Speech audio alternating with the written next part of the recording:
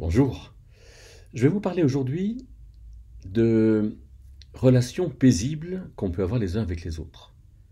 Et pour ça, on va bien sûr, avec notre habitude, on va ouvrir la Bible et voir notamment ce que l'apôtre Paul dit dans sa lettre aux Romains, ceux qui sont à Rome, avec 12 mentions de la paix qui figurent dans sa lettre. Alors la première mention, elle est dans ses salutations, grâce et paix à vous. Qu'est-ce que c'est que la grâce? La grâce, c'est le fait de donner ce qu'on ne mérite pas, ne pas donner les choses à titre de salaire, mais à titre de cadeau, et c'est le fait de ne pas donner ce qu'on mérite. Quand quelqu'un a mal fait, on a envie de lui taper dessus.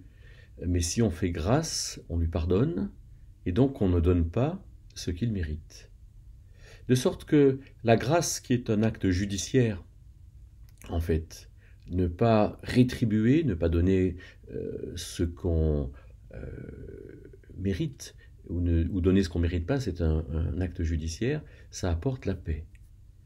C'est-à-dire que quand on fait les choses de manière juste dans une relation avec quelqu'un, on produit la paix, on va ressentir nous-mêmes de la paix quand on fait quelque chose de juste, et l'autre va aussi ressentir de la paix. Voilà une première idée, une première introduction de l'apôtre Paul dans sa lettre sur la paix. La deuxième mention, je tourne la page de ma Bible et je la vois au chapitre 2, et je lis qu'au chapitre 2, au verset 10, « Gloire, honneur et paix à tout homme qui fait le bien. » Ah, alors vous me direz, oui, mais faire le bien, c'est toute une affaire. Faire le bien, comment est-ce que c'est possible? Alors on va dire de manière simple que pour faire le bien, il faut avoir bonne conscience devant Dieu. C'est quoi la conscience? C'est savoir que l'Esprit Saint parle et tape à la porte de nos cœurs et nous appelle à bien faire les choses. Quand on va penser, dire ou faire, l'Esprit Saint dit bien, pas bien, il dit vrai, pas vrai, opportun, pas opportun. Et donc à nous d'être sensibles à l'Esprit Saint en nous, à nous de bien comprendre que bien faire, c'est toujours une question de conscience devant Dieu, une question de se placer dans la lumière. Mention suivante sous la plume de l'apôtre Paul, c'est au chapitre 3 et au verset 17. Il dit, des gens qui font mal, il dit « Ils n'ont pas connu le chemin de la paix ». Et la paix, de toute évidence, c'est un chemin. Mais peut-être on n'y pense pas forcément, c'est quelque chose de dynamique. On ne peut pas dire je suis en paix avec mon voisin une fois pour toutes. Non, ça dépendra de ce que sera demain, après-demain, etc. Donc c'est un chemin, c'est quelque chose qu'il faut continuer, poursuivre. C'est un chemin parce qu'en fait la paix, il faut la garder, il faut l'améliorer sur les choses qui sont arrivées, qui arriveront, qui arrivent. Je peux être en paix avec mon voisin, avec ma voisine, et puis pas avec celui qui est un peu plus loin. Un chemin. Mention suivante de la paix, elle est au chapitre 5 et au verset 1er. Il est dit, ayant été justifiés par la foi, nous avons la paix avec Dieu. Alors je fais ici deux remarques. La première, c'est que on est en paix avec quelqu'un. Nous avons été justifiés et nous sommes en paix avec Dieu, en paix avec quelqu'un.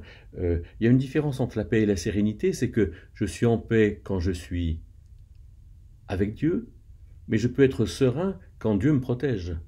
C'est-à-dire que la paix est affaire de relation à Dieu, alors que la sérénité, elle est plutôt affaire de circonstances. Trouver la paix avec les gens avec qui on est. En ce moment, vous pensez à qui quand on parle de paix?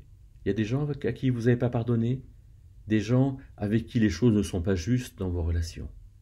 Eh bien Dieu nous a rendus justes, c'est-à-dire qu'en fait tout ce qu'on a fait contre lui, tout ce qu'on lui a volé, tout ce qu'on a fait de mal, toutes les blessures qu'on lui a infligées, il a réglé ces choses par l'œuvre de Jésus-Christ. Et de ce fait, nous pouvons être en paix avec lui si nous comprenons que ces choses-là ont été réglées. Et du coup, je tourne vers lui un regard où je sais que ma relation avec lui est juste, et de ce fait, je peux ressentir profondément la paix qu'il me donne grâce à cette œuvre. Mention suivante, je tourne la page, il est au chapitre 8 et au verset 6.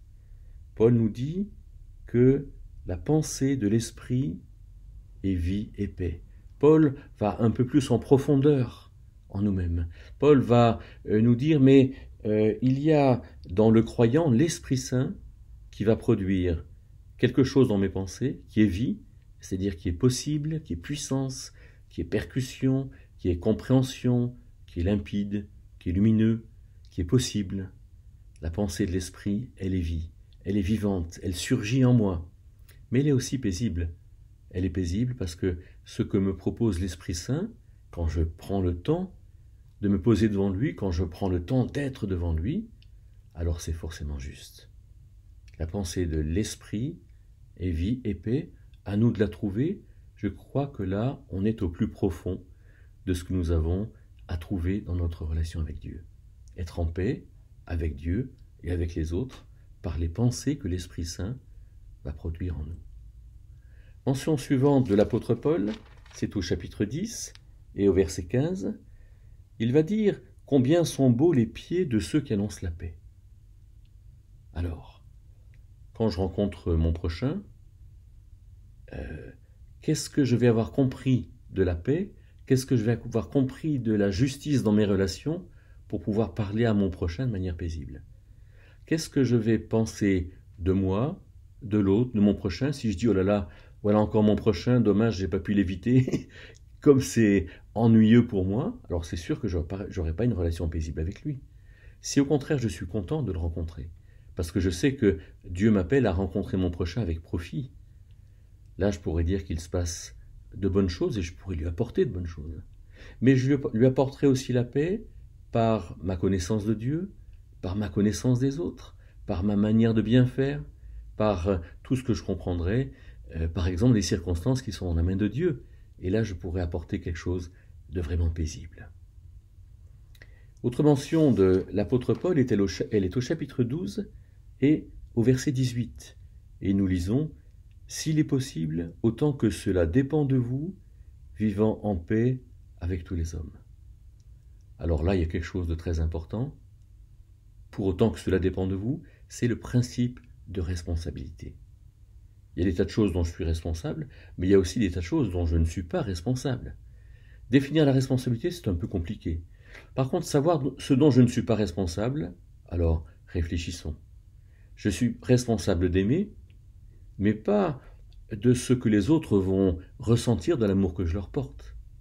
Je suis responsable de patienter, mais je ne suis pas responsable du fruit qui va être produit par ma patience. Je suis responsable de bien faire, mais je ne suis pas responsable de mon action chez les autres. Je suis responsable de bien éduquer mes enfants, mais je ne suis pas responsable du résultat que mon éducation produira chez eux.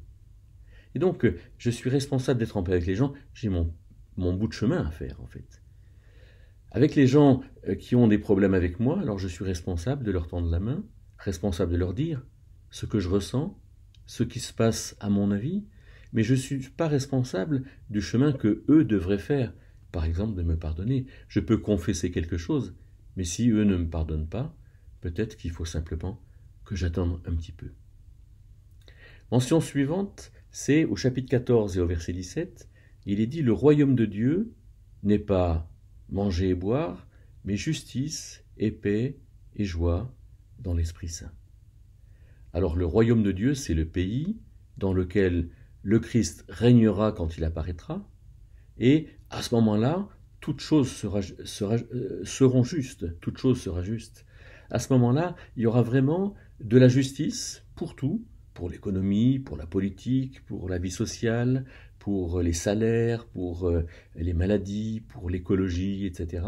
Et du coup, tout le monde sera en paix, parce que le Christ imposera la justice, et ceux qui ne vivront pas dans la justice, alors ceux-là, ils auront des problèmes. Ils seront sous discipline. Et donc, il y a un temps à venir où la justice produira la paix, mais aujourd'hui, ce temps n'est pas encore venu, et du coup, il y a beaucoup de choses injustes. C'est pour ça que dans la mention suivante, au chapitre 14 et au verset 19, alors l'apôtre Paul va dire « Poursuivons les choses qui tendent à la paix. » Les choses. Ça veut dire qu'il y a peut-être beaucoup de choses que je dois faire en moi-même, dans mon couple, avec mes enfants, avec ma famille élargie, avec mes voisins, avec l'Église, avec mes collègues de travail. Beaucoup de choses dans lesquelles je dois intervenir, peut-être dans ma manière de parler. Il y en a qui parlent trop, d'autres qui parlent pas assez, dans ma manière de me comporter, dans ma manière de sourire, trop, pas assez, dans ma manière de manger, de boire, dans ma manière de régler les choses ensemble, dans ma manière de communiquer. Il y a tellement de choses qui produisent la paix. À moi d'être vraiment à l'affût, d'être exigeant par rapport à toutes ces choses-là. Mention suivante de l'apôtre Paul, c'est au chapitre 15 et au verset 13, il dit « Que le Dieu d'espérance vous remplisse de toute joie et paix en croyant. » Alors là, les choses sont claires. Il y a des gens qui vont prier pour que Dieu leur donne la paix. Mais il me semble qu'ici, le mot-clé, c'est « en croyant ». C'est-à-dire que Dieu nous donne quantité de choses. La question, c'est est-ce qu'on croit qu'il nous les donne? Est-ce qu'on se les approprie? Est-ce qu'on les reçoit de Dieu? Est-ce qu'on les prend? Est-ce qu'on comprend que finalement, la pensée de l'Esprit, on l'a vu au chapitre 8, qui est en nous et qui nous amène des choses justes, est-ce qu'on comprend qu'on peut la recevoir, cette pensée? Est-ce qu'on croit qu'on peut la recevoir? Alors ici, il y a vraiment une responsabilité personnelle à mettre en œuvre, et on voit que l'apôtre Paul est quelqu'un qui nous incite à croire à tout moment et à vivre cette foi. L'expression suivante dans la bouche de l'apôtre Paul, c'est au chapitre 15 et au verset 33, « Que le Dieu de paix soit avec vous tous ». Alors, on se rend compte aussi que pour avoir cette pensée de l'esprit, il faut vraiment être dans une vraie relation avec Dieu. Il faut vraiment être à son écoute. Il faut lui consacrer du temps, chaque jour, chaque moment, pour qu'on puisse recevoir de lui cette véritable paix. Et puis, dernière mention de la paix au chapitre 16 et au verset 20, « Le Dieu de paix brisera bientôt Satan sous vos pieds ». Je pense que peut-être qu'on n'est pas en paix parce qu'on voit un peu Satan de partout. Mais qui est Satan? Satan est un ange qui est soumis à Dieu. On le voit dans l'histoire de Job, on le voit dans l'histoire de Josaphat et d'Akab au chapitre 18 du deuxième livre des Chroniques. On voit que Satan ne peut faire que ce que Dieu lui permet de faire. Donc, si Satan est là, c'est peut-être qu'on en a besoin. Si Satan est là pour nous accuser, pour nous reprendre, pour nous montrer qu'on fait mal, c'est qu'on en a besoin. Pour l'instant, on a besoin finalement de ces sources de progrès. Mais il y aura un moment où le Dieu qui apporte la paix fera que les choses seront radicalement finies, on n'en aura plus besoin. Eh bien, j'espère que ces réflexions nous aideront tous et vous aideront à trouver la paix dans vos relations avec vos proches ou avec ceux avec qui vous êtes voisins, vous vous rencontrez. Et puis, si jamais il y a quelque chose que vous voudriez que je reprenne, n'hésitez pas à me le demander dans ce que vous pouvez dire sous la vidéo. Au revoir.